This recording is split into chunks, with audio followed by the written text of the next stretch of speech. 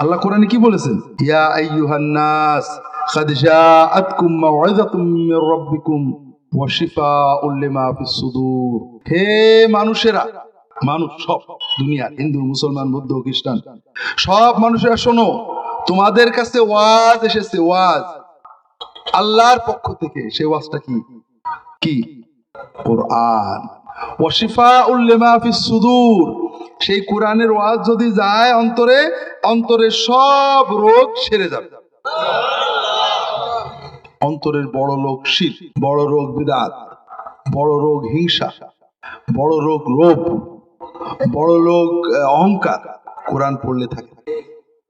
আমরা আপনাদের কল্প সাফ করাই, অনেক অজিবা টজিবা দিই, কানাকাটা হয়, কিছু লাভ হয়, কিন্তু হিংসাও থেকে যায়, লোভও থেকে যায়। আর কোরআন একটু পড়েন মন দিয়ে, দেখবেন অন্তর সাফ।